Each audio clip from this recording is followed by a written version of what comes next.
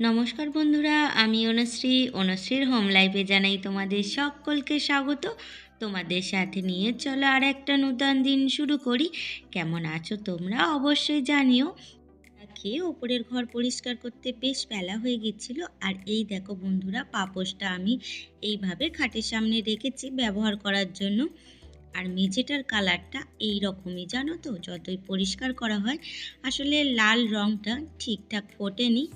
যাই হোক, মিস্ত্রিদের হয়তো কোনো কারণে এরকম হয়েছে, কিন্তু আমার কাছে আমার ঘর হলো স্বর্গ। তাই দেখতে ভালো লাগুক বা নাই লাগুক, আমার কাছে সব থেকে সুন্দর। এই ছাদে এসেছি আর তোমাদের সঙ্গে ফুল গাছগুলো শেয়ার করব না, তাই কি হয় বলো বন্ধুরা? দেখো আমার ডালিয়াটা সকালে রোদেতে কত সুন্দর দেখতে লাগছে।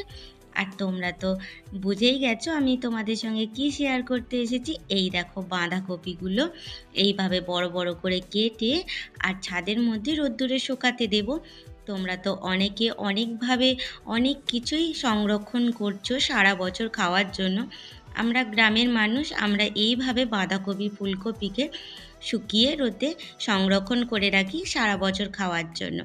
দেখো বাজারে তো সমস্ত কিছু কিনতে পাওয়াই যায়, তবুও নিজের জমির জিনিস একটু যত্ন করে যদি গুছিয়ে রাখা যায়, তার তুল্য হয়তো আর কিছু ভালো হয় না। আমরা প্রতি বছর এইভাবে বাঁধাকপি ফুলকপিকে রোদে শুকনো করে গুছিয়ে রেখে দিই, যাতে অন্য সময় সেগুলো খেতে পারি।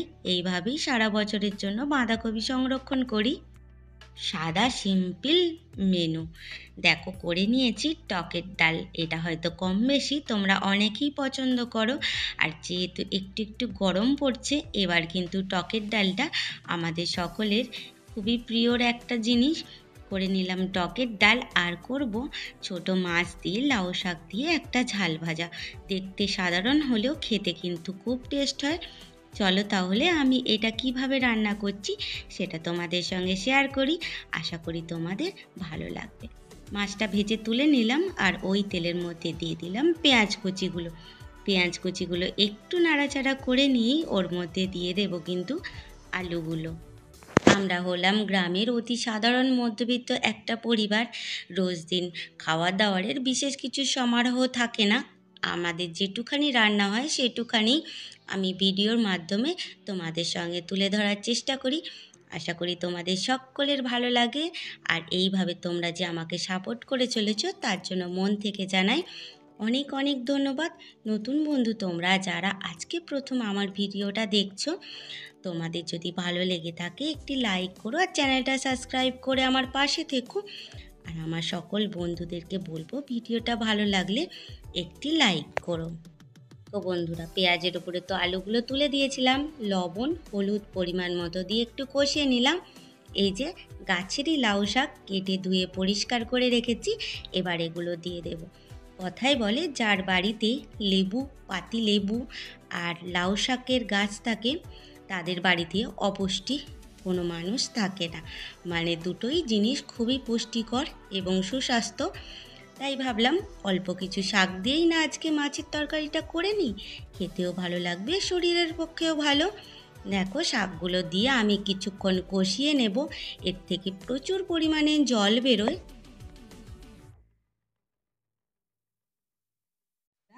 আমার শাকটা দিয়ে কিছুক্ষণ নাড়াচাড়া হয়ে গেছে, প্রচুর পরিমাণে জলও বেরিয়ে আসছে। আর ভালো করে কষিয়ে নিয়ে এর মধ্যে দিয়ে দেব লঙ্কা গুঁড়ো। তোমরা চাইলে কাঁচা লঙ্কা ব্যবহার করতে পারো, যেহেতু আমাদের বাড়ির সকলেই গুঁড়ো লঙ্কা খেতে ভালোবাসে বা খায়, সেই জন্য আমি গুঁড়ো লঙ্কাটা দিয়েই রান্নাটা করব। দেখো লঙ্কাটা দিয়ে দিয়েছি, এবার পরিমাণ মতো দিয়ে দেব জল, যাতে আলুটা আর শাকটা ভালোভাবে সিদ্ধ হয়ে যায়। অনেক বন্ধুরা আমাদের বাদাম চাষটা খুব পছন্দ করেছে। অবশ্যই বন্ধুরা তোমাদেরকে আরও জমিতে যখন বাদাম বসানো হবে তোমাদেরকে দেখাবো। আমাদের তিল, পাট, বাদাম সব ধরনেরই চাষ হয়। চেষ্টা করব যখন যে সময়ে চাষটা হয় সেটা তোমাদের সঙ্গে অবশ্যই শেয়ার করার। আর দেখো কিছুক্ষণ বাদে ফিরে এলাম, তরকারিটা আমার প্রায় হয়েই এসেছে। এই সময় কিন্তু দিয়ে দেব মাছগুলো, দিয়ে একটু ঢাকা চাপা দিয়ে দেবো যাতে মাছগুলো সিদ্ধ হয়ে যায় আর এর মধ্যে ঝাল লবণটা সম পরিমাণে চলে যায়। এটা প্রায় কমপ্লিট হয়ে গেছে। নামিয়ে তোমাদেরকে দেখাচ্ছি। দেখো, দেখতে সাধারণ হলেও খেতে কিন্তু খুবই সুস্বাদু। দেখো, দেখতেও কিন্তু খুব একটা খারাপ হয়নি, তাই না বলো বন্ধুরা? কমেন্ট করে জানিও কিন্তু কেমন লাগলো। আর এই যে টকের ডাল, খুব সকালেই নিত্য সেবার পুজো মা করে ফেলেছিল। আজকে যেহেতু মঙ্গলবার, মাকে একটু দুধ কলার ভোগ দেওয়া হয়, কিন্তু ঘোষ আসতে অনেক বেলা করে, তাই জন্য আমার ভোগ দিতেও বেশ বেলা হয়ে গেল। স্নান টান তো অনেক আগেই করে নিয়েছিলাম, কিন্তু মায়ের ভোগ দিতে একটু বেলা হয়ে গেল। যাই হোক, মাকে ভোগটা দিয়ে দিলাম, দিয়ে একটু ধূপ দিয়ে মাকে প্রণাম করে নেব বেলা হওয়ার জন্য। মা যেন আমাদেরকে ক্ষমা করে দেন।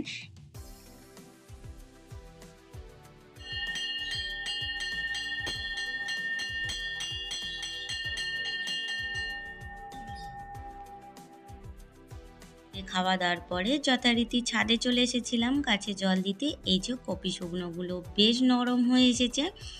একে 4-5 দিন এইভাবে রোদে শুকনো করে নিলে, তারপরে একটি কৌটোতে ভরে রাখলে অসময়ে কিন্তু যখন কপি পাওয়া যায় না, বেশ ভালোই খেতে লাগে।